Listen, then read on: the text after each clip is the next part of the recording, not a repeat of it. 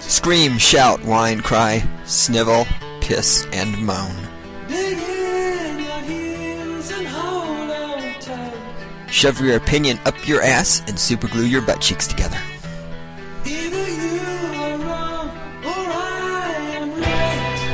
Don't forget the ever-present, most likely third possibility. You are wrong, and I am right. Give it up. Just basking in the glory. It's what I do best, basking in glory.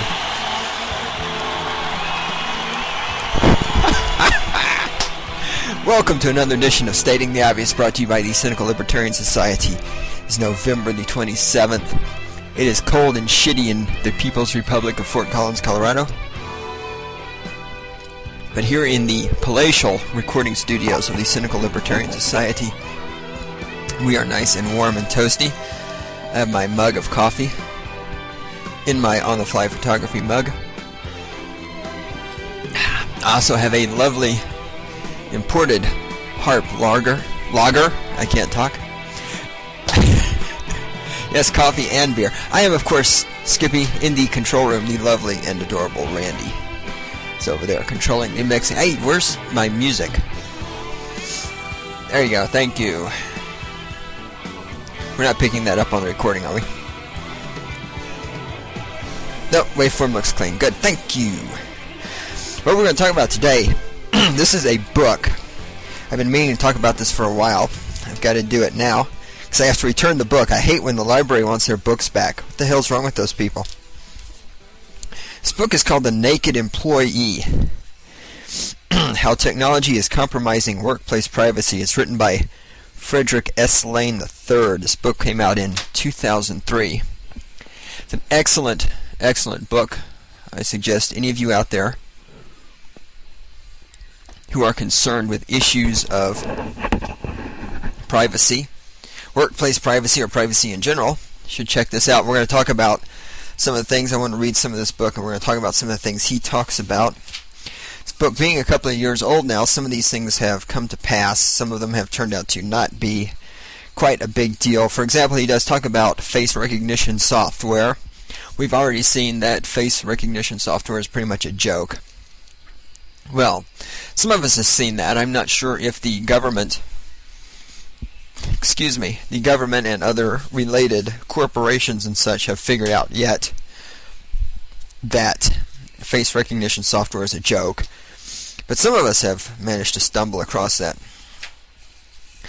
Let's jump right into this. Looking at my notes here. Yes. We'll kick it off, too. As those of you who listen to Stating... By the way, Stating the Obvious, if you want to send us an email here, the email address is STO. That stands for Stating the Obvious, for those of you who vote Democrat. STO@204eastsouth.com. And, of course, the homepage of the Cynical Libertarian Society is 204eastsouth.com/CLS. CLS stands for Cynical Libertarian Society. I know I need to point that out for some of you. What's that? No, we're going to do however long it takes to do the book. So don't, take the end music off automatic. Thank you, darling. First thing we want to talk about here, examples of internet-related harassment actions. Now let me tell you, having the internet and email in the workplace is one of the most dangerous things for the employee. Having a computer at your desk is like having a ticking time bomb that can get you fired anytime your employer decides to get rid of you. And I encourage all of you out there who have jobs who have jobs and your job involves using a computer. Be very careful, very, very careful what you do with your computer. Let me read from this book here, Examples of Internet-Related Harassment Actions. In 2001, 9 female workers sued John Deere and Company for discrimination and sexual harassment. They alleged, among other things, that coworkers printed out internet pornography on company equipment during work hours. In 1996, financial giant Smith Barney Inc. was sued by 25 female employees for sexual harassment and discrimination based in part on messages and materials distributed across the company's computers. In 1998, the company fired 2 high-ranking stock analysts for violating the company's rules on the use of computers to distribute pornography. In 1995, Chevron was sued by a number of female workers under the hostile work environment theory. Among the evidence that the plaintiffs introduced was an email message that circulated on the company's system entitled 25 Reasons Why Beer is Better Than Women. That email cost Chevron just under $100,000 per reason. The company settled the lawsuit for $2.2 million.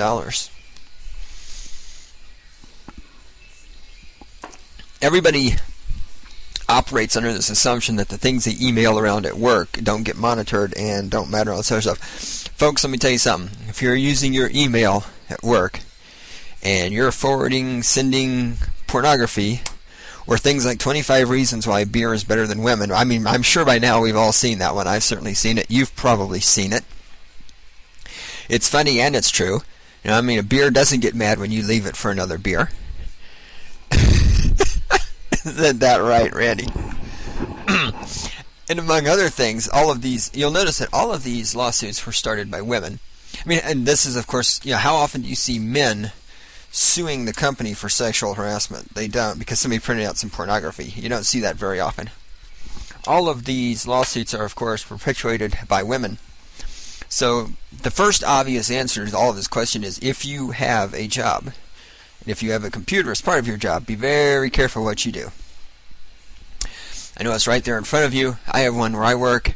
It's very tempting, especially if you have your own logon, because then they can really trace what you're doing. If you have a community logon, that's a little better. We actually have one of those where I work, though I don't use it much anymore because I got stuck with my own personal logon. So be very careful what you do. The second obvious solution, and Randy knew this was coming, is let's get women out of the workplace. Everybody, let me give all of you out there a moment to go berserk and call me names. I'm sorry, but for the most part, women should not be in the workplace, and this is exactly why. So some men were sending around an email about 25 reasons why beer is better than women. I mean, there is a 25 reasons beer is better than men. It's out there. But do women have a sense of humor? No, of course not. Can women take a joke? No, of course not. What does a woman do whenever you have a woman at work and she feels she's been discriminated against or harassed or anything else? What do all women do? They run to human resources for protection, or else they run to a lawyer for protection. And since human resources is usually run by a rich white man, and lawyers are usually rich white men, what are women in effect doing? They're running to rich white men to protect them from sexist rich white men. But of course, women are under the impression that they are equal. That's enough about women. We will now move on to less sexist topics. Less sexist topics, but equally as honest. Well, I'm serious, right? All three of those lawsuits, had there not been women in any of those workplaces, none of those three lawsuits would have ever taken place. And tell me I'm wrong. Tell me I'm wrong. See, exactly, you have to admit I'm right. Even Randy has to admit I'm right. If it had not been for women in those workplaces, there would have been no such lawsuits. What is going on here? Well, it's true. Alright, next. Let me see, page 35. Page 35, what's happening here? He's writing about growing scope of background checks. While searching criminal records may not be an invasion of privacy, the potential impact of a positive response does raise an important public policy question. The Equal Employment Opportunity Commission, which is charged with enforcing the 1964 Civil Rights Act, has stated that the job applicants cannot be denied employment simply because they have a criminal record. But Excuse me. But it has also ruled that a business may take a person's criminal record into consideration and may refuse to hire if it has a, quote, sound business reason, unquote, for not doing so. So you can't discriminate against people because of their criminal record, but if they have a criminal record, you cannot hire them. Try to figure that one out. I continue reading. Not surprisingly, businesses are typically given a fair degree of latitude in deciding what is a sound business reason for not hiring someone, and the steady rise in negligent hiring verdicts makes them increasingly cautious. The dilemma, of course, is that if a large enough number of employers take the position that it's better not to hire people with a criminal record, the process of re-entering society will get steadily more difficult for hundreds of thousands of people. And this is a legitimate point. The take I want you to think about on this one is one of the reasons we have so many people out there with criminal records is, of course, I've said this before, because there is so much out there which is illegal, like having a joint, or smoking in a restaurant, or God knows what else. When we're going to be beer, when we're going to be giving people jobs or not giving them jobs, and making part of that determination based on their criminal record, I think this is yet one more incentive for us to take a look at and examine the fact that we have a lot of people out there who have criminal records for really stupid reasons. Well, for what, as a libertarian, I of course consider a stupid reason. So remember, folks, when you're applying for a job, you can't be discriminated against because of your criminal record. But the person who's interviewing you can not hire you because of your criminal record. It's another one of those great government regulation type things that I'm not really sure how those two jive.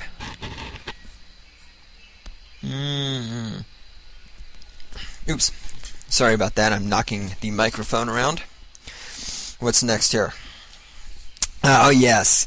The Ion Scan Sentinel-2. I love this thing. Let me find the page number here.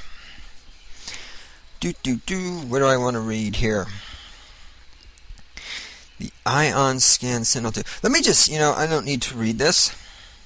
Well, I want to read the part about how it operates. Now, the potential source of information, although slower to infiltrate the workplace, is the technology that can detect dust and smells that cling to your clothing. A large number of airports and prisons in the United States are currently using a device called the Ion Scan Sentinel-2, an explosive/drug detection machine designed and manufactured by Behringer Protection and Detection Services. The device consists of a processing unit attached to a portal. If you step into the portal, gentle puffs of air are used to dislodge trace particles and vapors emanating from your clothing. Any trace substances are pulled into the processing unit where they are tested and analyzed. In just 8 seconds, the Sentinel-2 can detect over 40 different types of explosives and drugs.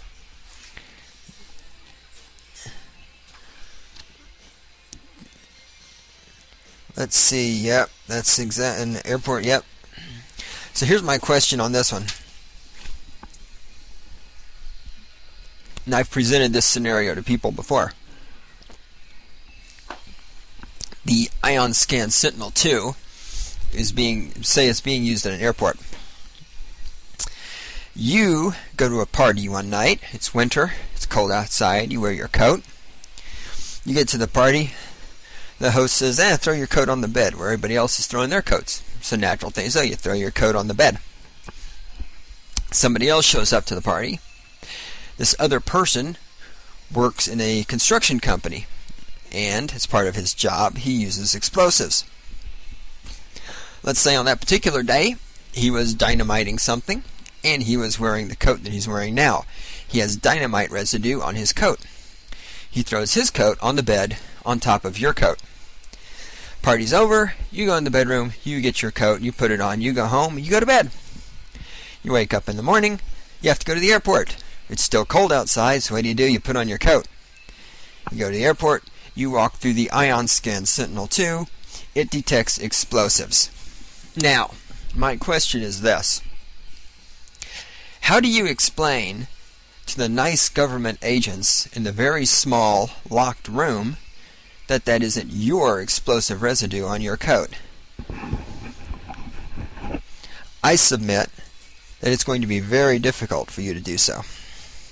This type of technology, far from making our society safer, is, in my opinion, going to make our society more dangerous for the individual. Instead of individuals, we have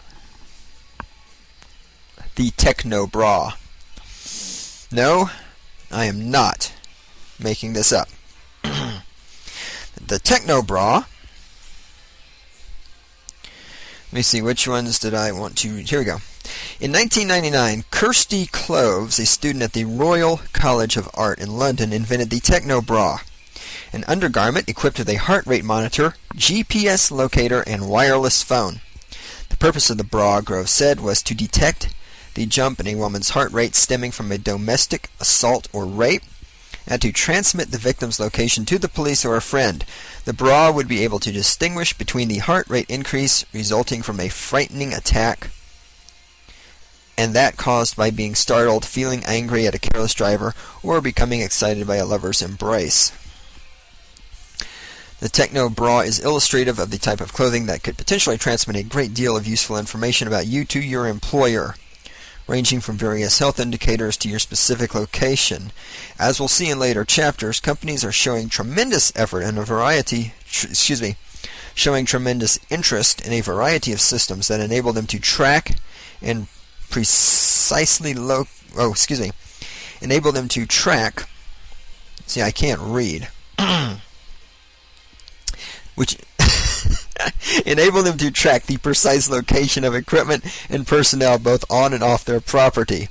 It's not difficult to imagine corporate interest in clothing that can be positively identified as belonging to the company, particularly given the ease with which most uniforms can be duplicated. It's also not difficult to imagine that some companies might not tell their employees the snazzy new uniform they're wearing is secretly wired to monitor heart rate, respiration, body temperature, and a handful of other medical indicators, along with their precise physical location. Being spied on by your clothes. I mean, we're there. They can already put circuit boards in clothing. Some people may think this is some kind of weird, fantastic technology, and it's not. I mean, it's here right now today. There is clothes that can monitor all sorts of things about you and your environment and your location.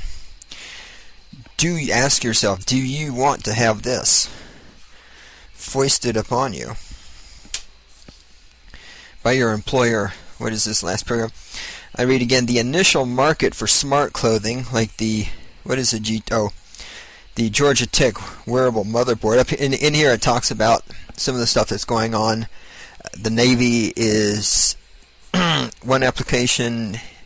A garment can detect if a soldier or sailor has been shot, pinpoint the location of the wound for medical personnel, such as that. So, the initial market for smart clothing will be military, hospital, or nursing home patients and athletes, but private employers will not be far behind. And we're going to come back, the author comes back here to a reoccurring trend in this book that you'll see. So much of there's two things that motivate so much of what these companies do when it comes to monitoring your activity. As we'll see, one of them is, of course, health insurance. The other one is lawsuits. Being as companies know they can get sued for every tiny thing that might happen, it behooves them to know every single tiny thing that happens and to control it. So I continue reading. Given the potential liability of a school bus driver or airplane pilot has an ill-timed heart attack, school districts or airline companies will worry with justification that they could be found negligent for not requiring those employees to wear smart clothing if there is any reasonable indication that the clothing could have given enough notice to prevent injury to others. So keep in mind, when your company is spying on you, it may not necessarily be because they want to. It may be because they're spying on you in order to prevent a lawsuit, which is about as equally frightening as anything else. What do I have here? Employee tagging, not so much if, but when. This is some interesting stuff. Let's see, I need to read that, and I'm talking to myself, folks. Yep, I need to do that. Okay, from a security point of view, even the most sophisticated ID card is potentially vulnerable. It can be lost, stolen, or even sold. Given enough time and resources, a determined individual or organization can replicate virtually any card on the market today. One solution to the security problem will be to require the use of identification devices that can't be taken off, at least not easily or painlessly. In February 2002, one Florida family, Leslie, Jeff, and Derek Jacobs, offered a glimpse into the future when they volunteered to become the first consumers to have radio frequency identification chips, RFID, known as Very chips, implanted in their body. Applied Digital Solutions, ADS, has even trademarked the phrase, getting chipped. The Jacobs volunteered to have the chips implanted in order to provide emergency medical caregivers with medical information. Jeff Jacobs is a survivor of Hodgkin's disease and lymphoma. His son Derek is allergic to antibiotics. The theory was that in the event either Jeff or Derek became incapacitated, the information contained on their Very chips could be used to save their lives.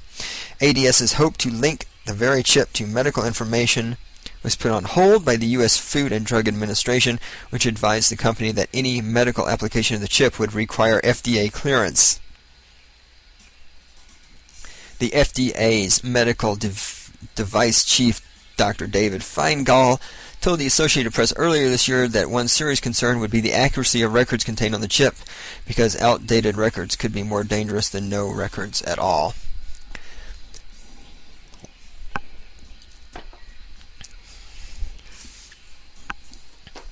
But employees, I'm skipping a lot of material here, but employees are likely to resist the implantation of an RFID far more strongly than they have resisted other methods of verifying their identity.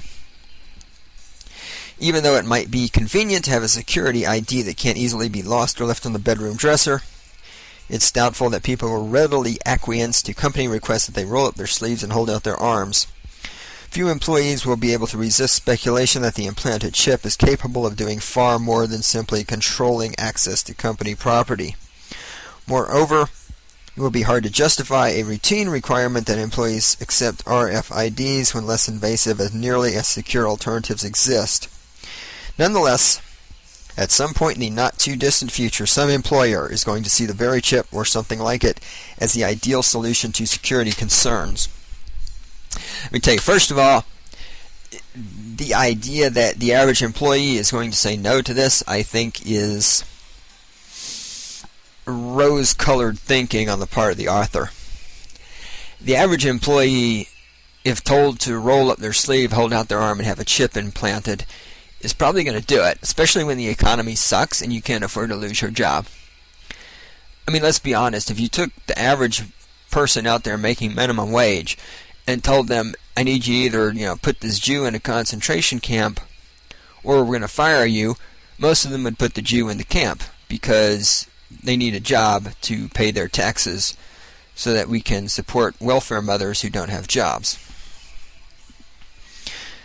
So I don't think this day when you have a chip in your arm is all that far away. And this brings up, of course, the question, because I had something similar. I saw something similar in practice when I worked at Poudre Valley Hospital. They have called a nurse call device. It's that little, if you're in a hospital, you push the little button and the nurse shows up, right? That's part of a larger assembly of communication equipment called a nurse call, which the ones we had were manufactured by a company called Hillrom.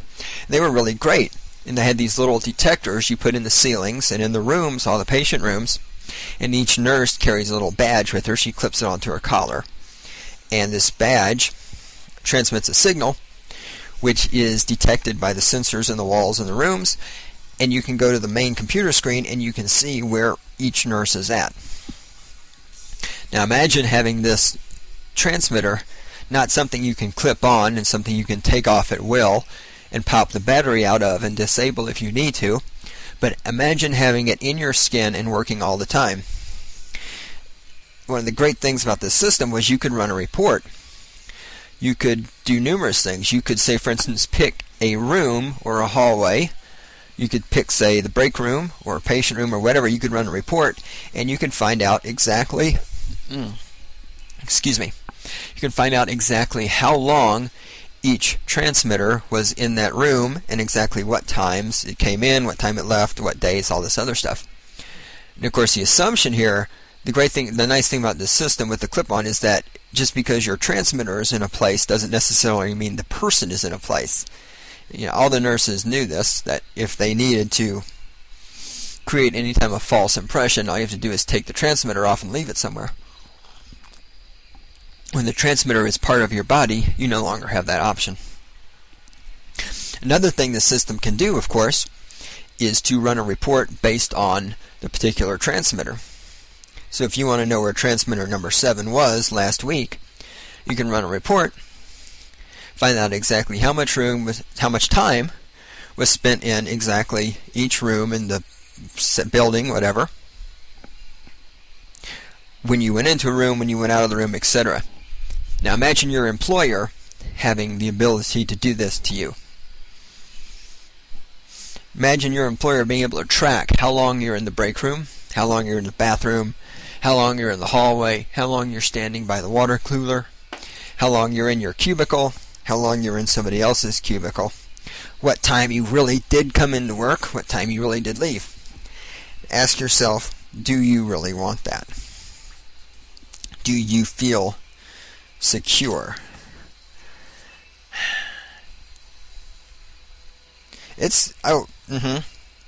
Randy asked me if I think it's coming. Sure, I think it's coming. Cameras. I love cameras. 4 paragraph. Let's see. Let me look this over. Yep, I got a little bit to read here. Cameras everywhere, not a spot to think. Let's see, do I need to read all of this? I'm flipping through this. I don't really need to read all this. Tony Blair. Where's the great? I do need to read this part. Okay, let me start here. London, England is considered... excuse me, coffee. London, England is considered the most videotaped and photographed city in the world. They have a huge number of public surveillance cameras there. Let me read from the book here. In the mid-1990s, conservative John Major based his campaign for re-election as British Prime Minister in part on a promise to install more video cameras in public spaces. Majors. There's only one, Major. I know, I'm trying to talk too fast. Major promoted his proposal with a highly successful slogan, quote, "If you've got nothing to hide, you've got nothing to fear," unquote.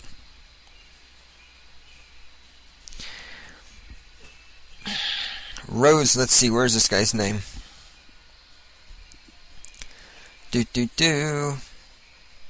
Alright, here we go. Legal scholar Jeffrey Rosen said that according to some estimates, there are more than 2.5 million surveillance cameras in Britain, and the average Englishman is photographed by over 300 cameras each day. 300 cameras. Think about that, folks. 300 cameras monitoring you each day. Rosen writes, and I quote, and Rosen is talking about this happening in America. And I'm going to read a couple of paragraphs here, which I think perfectly illustrate why we have to oppose this whole public surveillance video camera horse shit at absolutely every possible chance. Rosen writes, "The promise of America is a promise that we can escape from the old world, a world where people know their place.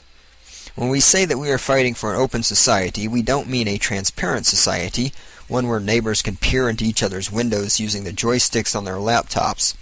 We mean a society open to the possibility that people can redefine and reinvent themselves every day. A society in which people can travel from place to place without showing their papers and being encumbered by their past. A society that respects privacy and constantly reshuffles social hierarchy. The ideal of America has been from the beginning...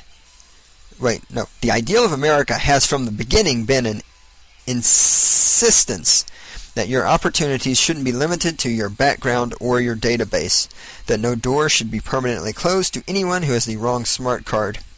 If the 21st century proves to be a time when this ideal is abandoned, a time of surveillance cameras and creepy biometric face scanning in Times Square, then Osama bin Laden will have inflicted an even more terrible blow than we now imagine."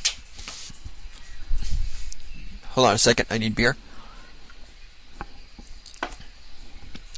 Now, while I can somewhat disagree with his invocation of Osama bin Laden and tying this to terrorism, the rest of this I completely agree with.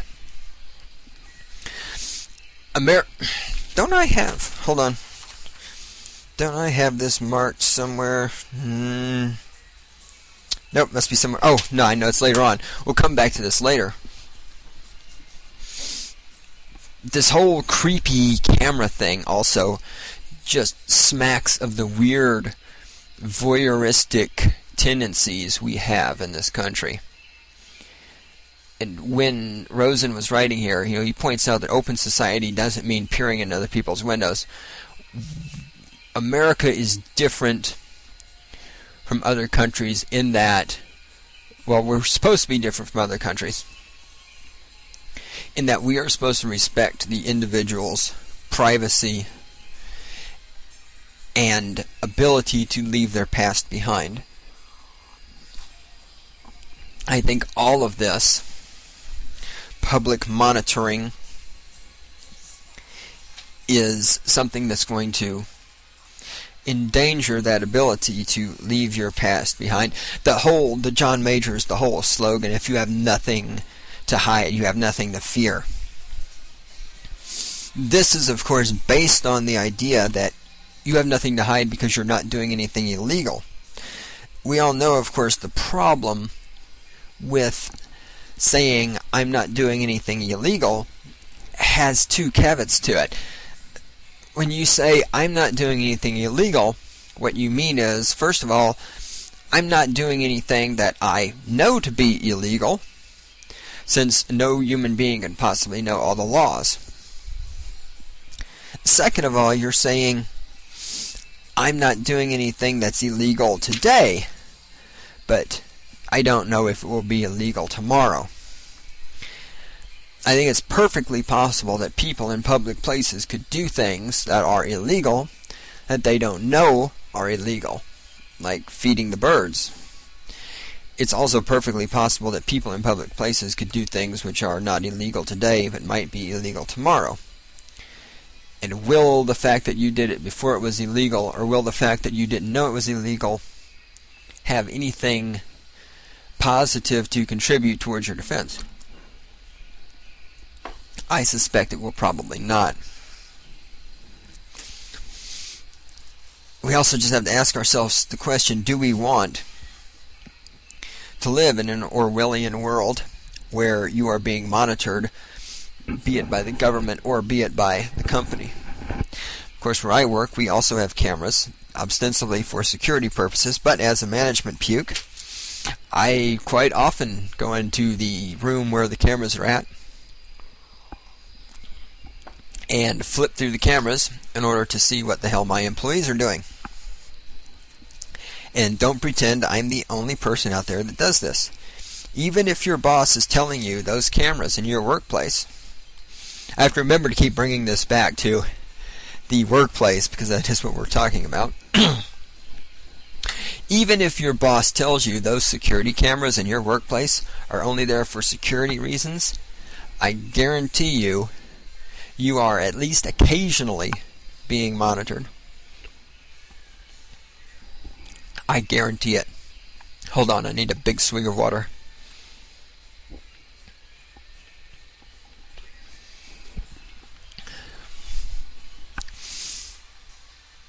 Yummy.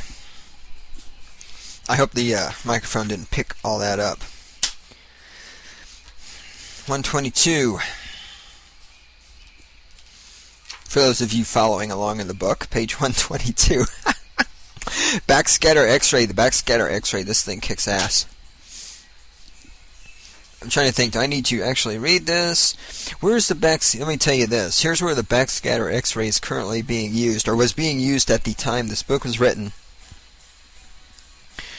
5 airports: Atlanta, Houston, Los Angeles, Miami, and New York's JFK, and 6 prisons. The backscatter X-ray. How does this thing work? Let me tell you. As we all know, when you go and you get an X-ray, the X-rays go through your body. The bones and denser organs, etc., block the X-rays, and therefore you're able to get a picture. The backscatter X-ray works upon the principle that you hit people with a very low dose of radiation, a very weak radiation that doesn't actually penetrate their body. It just goes through their clothes and then bounces back. It's from this bouncing back, from this backscatter, that you can get a picture, hence the name backscatter X-ray. When you go into one of these things, I've never actually seen the output. I've read about it, but I've never seen the screen. When you go into one of these things, it creates an image of you sans your clothes. Let me read from the book here. The images produced by the backscatter X-ray are startlingly clear. In addition to showing any contraband, the X-rays make it possible for a screening agent to see virtually every detail of the traveler's body, even to the point of determining whether a male traveler has been circumcised. Privacy advocates, needless to say, are horrified. As David Bansier, the deputy director of the Privacy International, told Associated Press, quote, "This is a very intrusive thing. It has been installed with very little discussion about whether or not this is a good idea or not," unquote. Do you really want the airport security people looking at your dick? I mean, what if you're a woman? I mean, I know after 9/11, when we implemented the more stringent searches, I know there was a rash here at DIA, Denver International Airport, of young, attractive women being strip searched in a room with a whole bunch of National Guardsmen. I wonder what's going on there. Do you think about this? Do you want, if you're a young, attractive woman, or even an old, ugly woman, do you want people looking at your body? And as the author mentions in here, this thing's still too expensive for private businesses at the moment. But as time goes by, these things are going to get cheaper. As he writes here at the end of his chapter, quote, "As prices for backscatter X-ray technology inevitably fall, the question will be how many employees will be required to stand naked, even briefly, before their employer each day." Page 140. Email firings. I told you before, folks. I mentioned it. Email is not your friend at work. In Michigan, Dow Chemical fired 29 employees and suspended 42 others for sending pornographic or violent images over the company email systems. After a report of its employee email archives, the New York Times fired 23 workers for distributing pornography and dirty jokes by email. Xerox fired 22 people from its Virginia office for sending offensive emails. The St. Louis brokerage Edward Jones and Company fired 18 employees and warned 41 others about sending pornography across the company email system. If I could talk, this would work so much better. What else do I need to read here? Oh, this is great. Now listen to this. Undoubtedly, Michael Smith never intended to carve himself out a permanent place in the battle over workplace privacy rights. Nonetheless, his name is inexorably linked with one of the first federal court decisions regarding the privacy of email. In October 1994, Smith, a regional operations manager for Pillsbury Company in Philadelphia, received some emails from his supervisor on his home computer. The emails originated on an internal email system set up and maintained by Pillsbury, and Smith's responses traveled across the same system on their way back to his supervisor. During the email exchange, Smith ridiculed Pillsbury's sales management, threatened to, quote, kill the backstabbing bastards, unquote, and referred to a holiday party at Pillsbury as a, quote, Jim Jones Kool-Aid affair, unquote. That's great. It sounds like the company parties I have. A company executive who reportedly saw a copy of that message in an office printer undertook a thorough review of all Smith's emails. And on February 1st, 1995, Smith was fired by Pillsbury, quote, for transmitting what it deemed to be inappropriate and unprofessional comments. For transmitting what it deemed to be inappropriate and unprofessional comments over defendant's email system, unquote. Smith sued to regain his job, arguing that Pillsbury had explicitly promised that all emails would become privileged and confidential. In fact, the district court found that Pillsbury had also promised that emails, quote, could not be intercepted and used by defendant against its employees as grounds for termination or reprimand, unquote. Now this is where it gets good. The court agreed that Pillsbury had broken its promise to Smith, but held that he had no claim against the company nonetheless. Its language starkly underscores the limited privacy rights that employees have in their email messages. Next bit of reading is from the court's decision. Unlike your analysis and personal property searches, we do not find a reasonable expectation of privacy in email communications voluntarily made by an employee to his supervisor over the company email system, notwithstanding any assurances that such communications would not be intercepted by management. Even though your employer may tell you your email is private, it is not. Your employer can still use anything in your email against you. I'm telling you, folks, if you have a computer at work, be very, very careful. And the great thing about your privacy in a workplace is that in the workplace you have these people who are supposed to be there to help you. They're called human resources. And for those of you who haven't figured this out yet, human resources is not there to help you. Human resources is not your friend. The purpose of your company's human resources department is to protect the company from you. Your first mistake in having a job is to send personal emails. Your second mistake is, when you get in trouble for it, to trust human resources.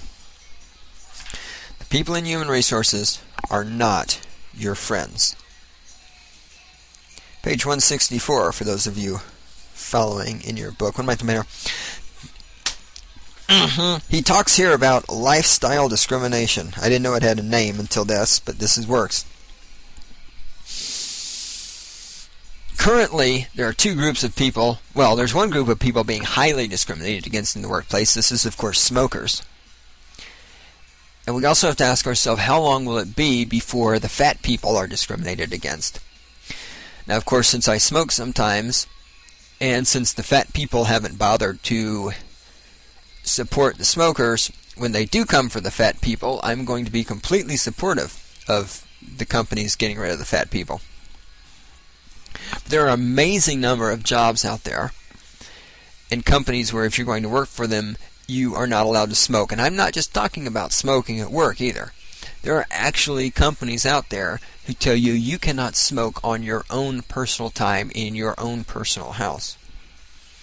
This is frightening shit. And the scariest thing is they're getting away with it.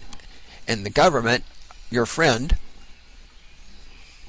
the government who cares about you, is letting them get away with it. And the question is, why are the companies you're working for, so concerned with whether or not you smoke or whether or not you're fat. The reason, as we all know, is money, specifically the concept of health insurance. And he makes numerous examples through his book about how companies tie various activities in your life, be it skiing or rock climbing, be it smoking, be it eating too much, tie these things to your insurance premiums, charge you more, attempt to get out of providing you with health insurance. The whole problem that we have linked health insurance to jobs, I think, is causing a great invasion of privacy for the average employee, because the fact that your employer provides you with health insurance gives them a excuse which is legitimate in the eyes of law and legitimate in the eyes of the government to pry into matters that should not be their concern, such as what you do on your own time. I mean, do you have a lot of sex with women that you pick up in bars? Well, then you might get a STD, and that would cost them money for the health insurance, right? So therefore they can discriminate against you for that. If we're going to take back any kind of privacy in the workplace, one of the things we need to work on doing is getting the field of health insurance removed from the jurisdiction of something you get with a job. I mean, your job doesn't provide you with automobile insurance. How exactly did we get in a position where everybody relies on their job to provide them with health insurance? Of course, that's another topic, and it's been addressed by people, and I'm not going to address that here because I don't have the time for it. I may address it in the future. There's a great article on that in one of the issues of Liberty Magazine. I do actually need to talk about that sometime. How are we, Randy, what's the time? Ooh, holy crap, I'm babbling on, huh? Page 169. What's over here? Oops. I'm dropping things. Everything's falling off. Oh yes, drug testing. Of course there's drug testing. He talks about some of the things that cause false positives. These are interesting. Ibuprofen. Of course everybody knows about poppy seeds. Vicks Formula 44M, Advil, NyQuil, Nuprin, Contac, and Sudafed. He makes an interesting statement here. Even though no employer would, or at least should, base an employment decision on a single positive result, and 87% of all initial positives get reversed in a second test, the impact of even an initial false positive can be enormously destructive. The whole pissing in a bottle thing, not only is it really none of their business, but I mean, come on, as an employee, I think a bigger part of the pissing in a bottle thing isn't even the testing for drugs. I think it's the power. I mean, your employer comes to you and says, if you want to keep working here, you have to pull your dick out and piss in this bottle while we stand here and watch you. Now, how degrading is that? Part of the whole purpose of this, in my mind, is the psychological aspect of being able to tell another person, I can make you pull out your dick, or squad if you're a woman, and urinate on command. I have so much power over you that I can order you to urinate while I'm watching you, and you have to do it. Do you really want to work someplace that treats its employees like that?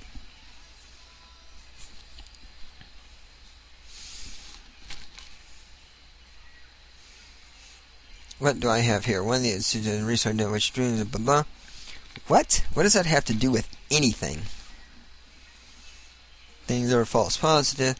Now I'm looking at my notes. I'm trying to figure out what this has to do with anything. I don't know. It's okay though. Hair testing. This is interesting because most of you, I'm sure, have heard that you can also do drug testing from hair. Let me read some of this to you. There are serious questions about the underlying validity of other testing methods as well, including hair analysis. In 1990, the Food and Drug Administration released a statement that read in part, quote, "The consensus of scientific opinion is that hair analysis for the presence of drugs of abuse is unreliable and not generally recognized by qualified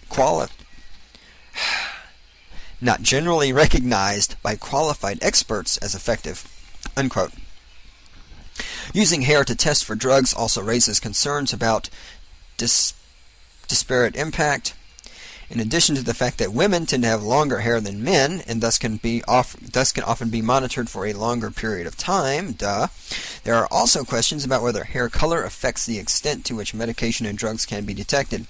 Summer of 2002, the Boston Police Department released figures showing that during 3 years of testing officer hair samples, 45 officers tested positive for drugs. 16 of the officers were white, 29 were minorities, that is to say 26 black and 3 Hispanics.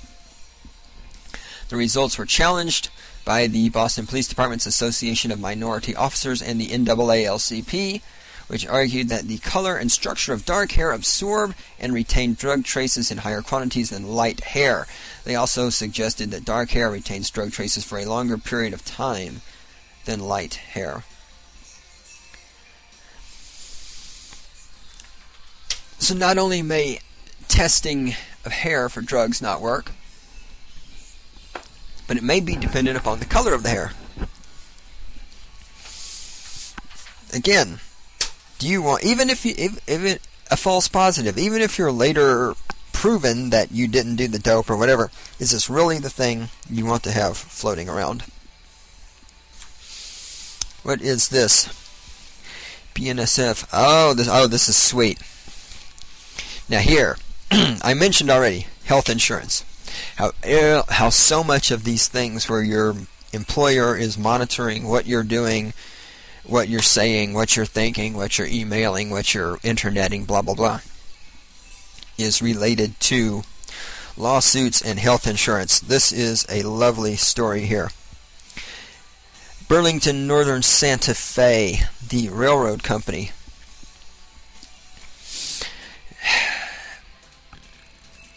Alright, let me just read this. BNSF, that's Burlington Northern Santa Fe. BNSF's testing program was discovered when Gary Avery, a track laborer for the railroad, returned to work after a successful surgery to relieve a carpal tunnel condition. Avery received a letter from BNSF instructing him to have 7 vials of blood drawn for a blood test. Avery showed the letter to his wife Janice, a registered nurse, who immediately questioned why so much blood was being drawn. When she called BNSF, she was told that the blood was being drawn for a genetic test. According to the union's lawsuit, BNSF was attempting to show that its employees who developed carpal tunnel syndrome were genetically predisposed to do so. Typically, an employer is required to pay worker compensation claims for injuries that occur on the job. BNSF hoped to argue that it was not liable for carpal tunnel claims because the workers who developed the condition would have done so regardless of where they were working. All about the money, folks. And I've seen this one up close. The guy I work with got an injury from picking up stuff that's too heavy, and CSU refused to pay for his operation, have it fixed, because they said, well, that would have happened to you anyway. And as far as I know, they didn't actually do any genetic testing. Excuse me. They simply declared that would have happened to you anyway, we're not paying for it. If your corporation that you work for can do genetic testing on you and come up with some kind of evidence that's going to hold up in a court, which of course, well, never mind. Get some kind of evidence which is going to hold up in a court that says that injury or that illness or that disease, whatever, would have happened to you even if you hadn't worked for them, they can get out of having to pay for it. Think about that for a minute, folks.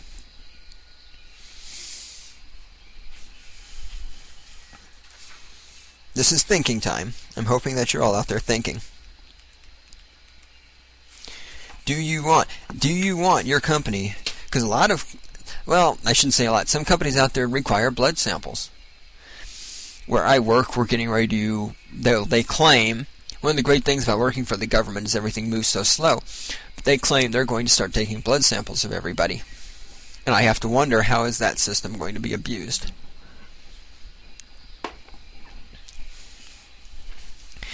If your company can build a...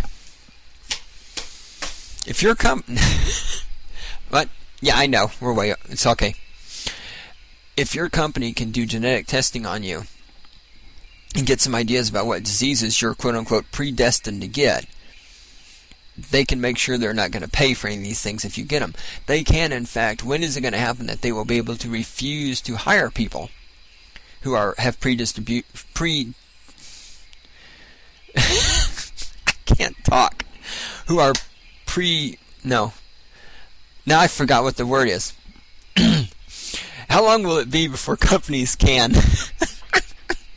say we're not going to hire somebody because we think they might have a greater chance of having a heart attack? They might have a greater chance of getting carpal tunnel syndrome. They might have a greater chance of getting a hernia. They might have a greater chance of something. And how much of this is going to be truly science, and how much of this is going to be pseudoscience? And how much of your ability to get a job do you want to leave up to the pseudoscience? Kind of reminds me of that movie Gattaca. For those of you who haven't seen Gattaca, you should check it out. It was good. It wasn't great, but it was good. It brought up some very interesting things. Because in there, of course, the Gattaca takes place in a future where there's genetic engineering, and the individual works for this company where you have to be genetically perfect to work there. Although I never did really figure out why you needed to be genetically perfect to work there, because they didn't really do very much except sit there and play on a computer. But hey, whatever, that's the plot. But the point is, the company constantly monitored their genetic purity. How long will it be if we allow shit like this to fly before companies start checking the genetic purity of their employees and refuse to hire, or refuse to insure, or refuse to pay for injuries acquired on the job because of things they see in your genetic history, your genetic background, your genetic breakdown?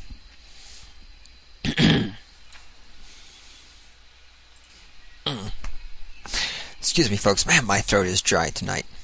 I wonder if I'm genetically predisposed to having a dry throat. And would that disqualify me from getting a job?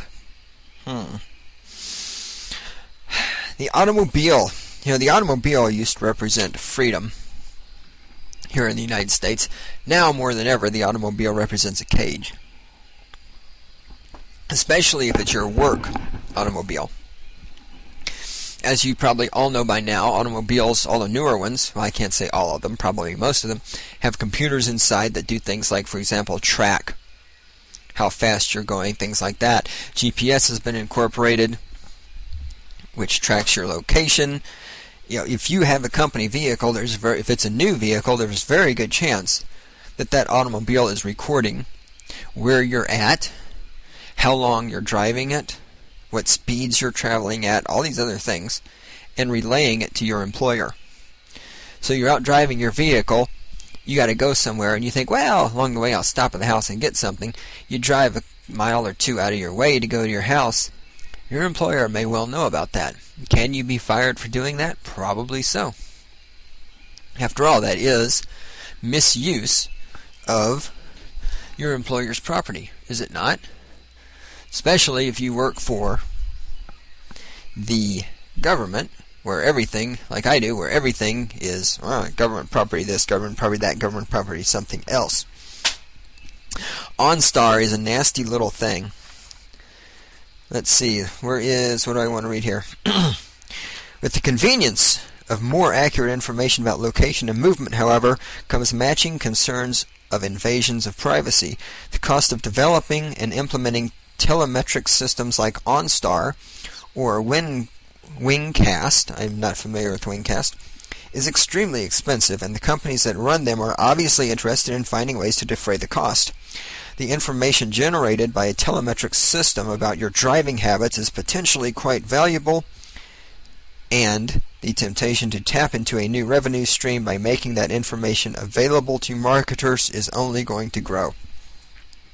Some things you may not know about OnStar is that not only does it track where you are, but OnStar also has the ability to listen to the conversations in your automobile via their OnStar system without you knowing about it. If you have OnStar in your car, I'm not sure I'd go for that. Let me read this one too. This is great, because this is the frightening thing. Rental cars. Rental cars used to be safe. Not anymore, folks. Rental cars are terrifying. I read, not all uses of telemetric systems are going to be as benign, albeit annoying, as marketing. In the summer of 2001, James Turner, a New Haven, Connecticut resident, sued Acme Rent-A-Car for invading his privacy. The previous fall, yes, he went backwards in time. The previous fall, Turner had rented a car from Acme for a business trip down to Virginia. When Turner used his ATM card after returning the car, he was stunned to discover that Acme had withdrawn $450 from his account.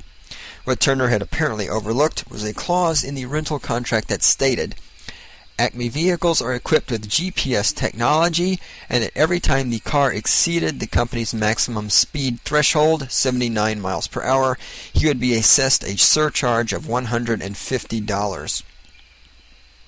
Acme, which uses a telemetric system called Air IQ, was able to show Turner on a map the 3 different locations where his speed exceeded 79 miles per hour.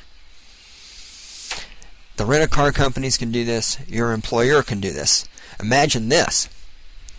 Imagine you have your company vehicle, and every time you exceed the speed limit, the money is automatically taken right out of your paycheck before you ever even get it. It can be done. It's not hard to do.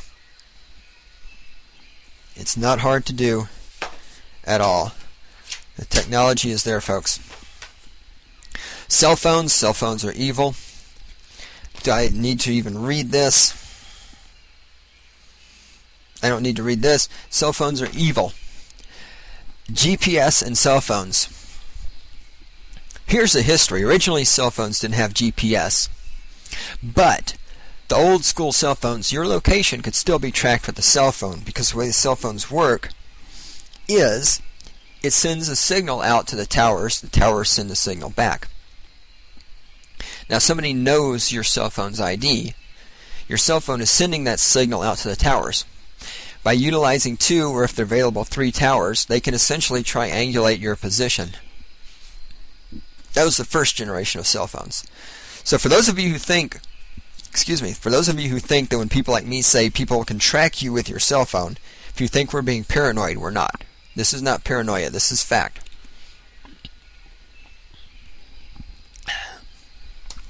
Excuse me there, water. I have a seriously dry throat. And water doesn't really help. The second generation of cell phones came with GPS. Although the GPS chips are typically turned off when your cell phone was turned off. So if somebody knew your cell phone ID, they could track your GPS chip. Your GPS chip. I don't know what a GPS chick is. No. The newer cell phones now are coming with a GPS chip that is on all the time. Now, one of the workarounds around this was to remove the battery from the cell phone. And so the newer cell phones have a GPS chip that has its own battery, dedicated battery in there, so that if you remove the battery pack from your cell phone, the dedicated battery for the GPS chip will take over, and it will still continue to transmit. Now, of course, this is marketed as a safety device, so that when you dial 911, the police can find you. But ask yourself, is that really all it can be used for? Page 232. We're closing in on the end of this, folks. Recreational activities, lifestyle choices. Do we want, let's see, second complete paragraph to you.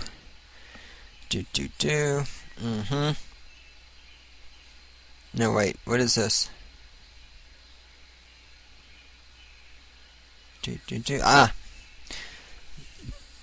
Let's see, it's one. This is excellent. he's talking in this part about living in glass houses is his title here.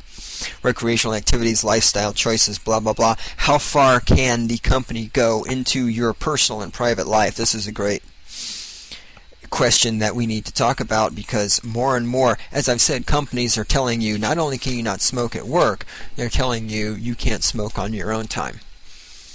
And how long will it, when of course there's the long-standing tradition of companies spying on employees who claim to be disabled to find out they're not disabled. There's a long-standing tradition in corporate America of the company using things you do in your personal life against you, denying, maybe not so much in the past, but we know this is coming, the denial of people health insurance based on smoking, based on being fat, based on dangerous activities, as I mentioned, like rock climbing or whatever. Just listen to this paragraph. It's one thing for an employee to be disciplined for posing nude on a website, which he talked about where an employee did that. It's another altogether for an employee to be punished because a family member does something the company considers inappropriate. In Northport, Florida, last year, police officer Daniel Lake was given a 3-day suspension for conduct unbecoming an officer after his wife posted sexually explicit photos of herself on the web. Lake told department investigators his wife had put the photos online as a surprise for him and that he was unaware she had done so. In an interview with the Miami Sun-Herald, Northport City Commissioner Tom Williamson dismissed any privacy concerns. Quote, "What happened to this family, even if it was in their own home, makes us a mockery." Unquote. My first question is, how does what this family does in their home make a mockery of you? My second question is, how did the police department, think about this folks, ask yourself this question, how did the police department know this police officer's wife had put pictures of herself on the internet naked? How did they know that? Do they have a department in the police department there that just sits around and looks for naked pictures of police officers' wives on the internet? Should you get punished at your job for something one of your family members does? I mean, if they can do this, what if your teenage daughter gets pregnant? Can they refuse you insurance because one of your dependents is going to be needing a lot of insurance? What if your son gets put in prison? Can they fire you because of your son's criminal history? I mean, how far are you going to allow this to go?